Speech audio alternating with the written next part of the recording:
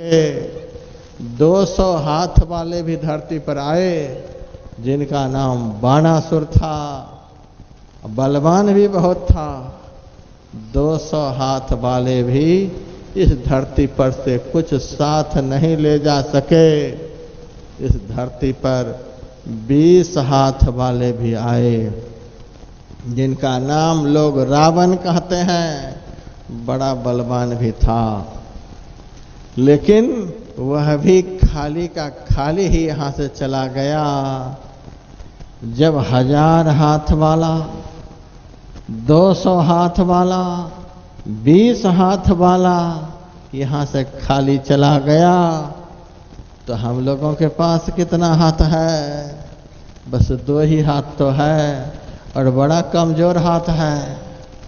इस कमजोर हाथ से हम यहां से क्या लेकर के जाएंगे?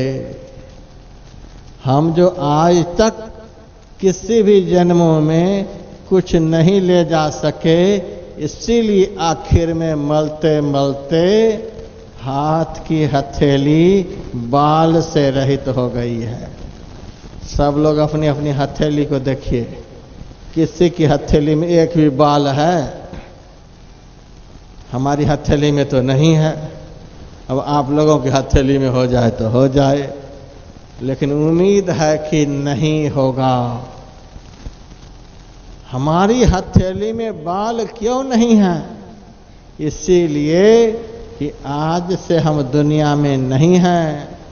जब से दुनिया बनी है तब से हम हैं। करोड़ों बार हम लोगों का जन्म हो चुका है। करोड़ों बार हम लोगों का मरण हो चुका है। कुछ धर्म में जन्म मरण को नहीं मानते हैं, लेकिन मानना ही पड़ेगा, क्योंकि हजरत ख्वाजा हसन बसरी ने कहा है कि सब मनुष्य अपने अपने कर्म के लेखा जोखा को चुकाने के लिए इस दुनिया में आता है। सब आदमी एक जैसा नहीं देखने में लगता। कोई काला है, कोई गोरा है, कोई लंबा है, कोई छोटा है, कोई गरीब है, कोई अमीर है, कोई रोगी है, कोई निरोगी है। यदि सब एक ही खजाना से, एक ही फैक्ट्री से, एक ही बार में, एक ही तरह से निकला हुआ होता, तो सब एक ही जैसा होता। कुछ दिन पहले मैं सत्संग करने के लिए गया था बांका जिला में, जहां मैं ठहरा हुआ था। बगल में ही नल की फैक्ट्री थी। हजारों नलकूप उस फैक्ट्री से तैयार होते थे, लेकिन हमको जब देखने के लिए, दिखाने के लिए ले गया, तो हजारों हजार हैंड पंप को मैंने देखा, सब एक ही रंग का था। एक ही फैक्ट्री से, एक ही बार में, एक ही मशीन से एक ही आदमी यदि सबको निकाल रहा है, तो एक जैसा निकल रहा है। और यदि अलग अलग औजार वहां पर दिखलाई देता, तो हम यह नहीं मान सकते कि एक ही जगह से बन करके ये तैयार होकर के निकले हैं। अलीगढ़ में जब मैं सत्संग करने के लिए जाता हूं, तो ताला का वहां बहुत बड़ा बड़ा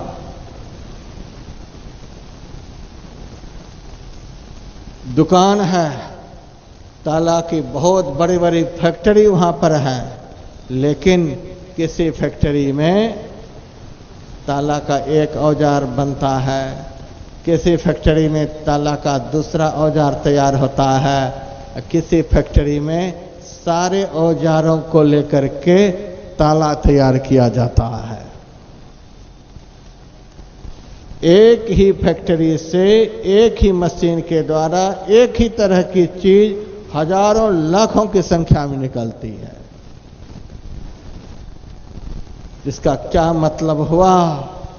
यदि पहली बार ही हम लोग दुनिया में आए होते तो सब एक ही जैसे होते। अमीर होते तो सब अमीर ही होते, गरीब होते तो सब गरीब ही होते, लंगड़े लूले होते सब लंगड़े लूले ही होते, काले होते तो काले ही होते, सब एक ही जैसे होते। एक पहली बार ही एक ही फैक्ट्री से सब निकले होते तो सब एक ही जैसे होते। लेकिन नहीं, अपने अपने कर्म के अनुसार कोई गधा की जोनी से मनुष्य बने हैं, कोई बैल की जोनी से मनुष्य बने हैं, कोई आदमी से आदमी बने हैं, कोई देवता से आदमी बने हैं, कोई मुनि महात्मा से मनुष्य तन में आए हैं। इसीलिए एक ही घर में 8-10 लोग रहते हैं, लेकिन सबका स्वभाव अलग अलग, सबका विचार अलग अलग, सबकी वृत्ति अलग अलग, सबका रूप रंग अलग अलग, सबका ढंग अलग अलग, और मरने के बाद भी सब अलग अलग। सब अलग अलग जगह से अलग अलग कर्मों को करते हुए अलग अलग योनियों से एक ही घर में पैदा लेकर के आए हैं। इसीलिए यह मानना पड़ेगा कि लाखों लाख करोड़ों करोड़ जन्म हमारे हुए हैं और लाखों लाख करोड़ों करोड़ों बार हम इस शरीर को छोड़ छोड़ करके गए हैं। लेकिन गए हैं कैसे? आखिर में हाथ मलते हुए। सारे जीवन कुछ ना कुछ करते रहे, सारे जीवन कुछ ना कुछ कमाते रहे, कुछ ना कुछ जमा करते रहे, लेकिन आखिर में जब यहाँ से जाने लगे तो कुछ साथ में नहीं गया, हाथ मलते हुए चले गए।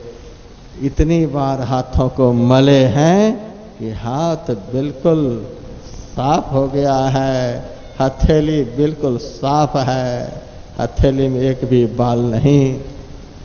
सुख पाने के लिए, आनंद पाने के लिए दुनिया में कहाँ कहाँ भटके हैं, यह भी कोई ठिकाना नहीं। इस जन्म में भले ही आप लोग किशनगंज जिला में जन्म लिए हैं और यहाँ तो बहुत जिला से लोग आए हुए हैं, बहुत श्रद्धा रखते हैं सत्संग के प्रति, बहुत जगह से चल चल करके आए हैं, लेकिन पहली बार ही यहाँ नहीं आए हैं। पिछले जन्म में कहीं और होंगे, किसी और योनि में होंगे, किसी और शरीर में होंगे, कहाँ कहाँ से चलकर आए हैं। सुख पाने के लिए, आनंद पाने के लिए, शांति पाने के लिए हम 84 लाख योनियों में कितना भटके हैं, कितना धक्का खाए हैं कि पैर के तलवे में एक भी बाल नहीं रह गया। पैर का तलवा हमारा घिस गया, आज तक सुख नहीं मिल पाया। हथेली मलते मलते सब बाल खत्म हो गए, हथेली चिकनी हो गई, लेकिन आज तक सुख नहीं मिला। क्यों नहीं मिला? मैंने बहुत बार प्रवचन के क्रम में सुनाया है, कोई ऐसा दुख नहीं जो इस संसार में नहीं हो। जो भी दुख चाहें सो यहाँ पर मिलेंगे। हमारे पास तो लोग लगे ही रहते हैं और एक ही तरह के दुख लोग नहीं सुनाते हैं।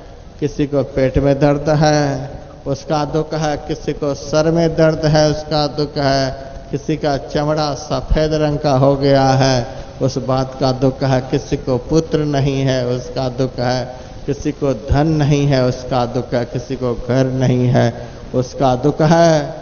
सारे लोग लाइन में लगे हुए हैं, किसी न किसी तरह से यहाँ सब दुखी हैं। इसीलिए दुखी हैं कि यहाँ दुख के अलावा कुछ भी नहीं। जिस घर में भोजन बनता है उस घर को भोजनालय कहते हैं। जिस घर में चिकित्सा होती है उस घर को चिकित्सालय बोलते हैं। जिस घर में औषधि रहती है उस घर को औषधालय बोलते हैं। जिस घर में विद्या की पढ़ाई होती है उस घर को विद्यालय बोलते हैं। इसी तरह से जिस घर में जो काम होता है उस काम का अनुरूप लोग आलय लगाकर बोलते हैं। संत महापुरुष कहते हैं जिस संसार में जीव को सदैव दुख ही दुख मिलता है वो संसार को दुखालय बोलते हैं। भगवान श्री कृष्ण ने गीता में कह दिया है दुखालय मशाश्वतम, यह संसार शाश्वत दुख का घर है।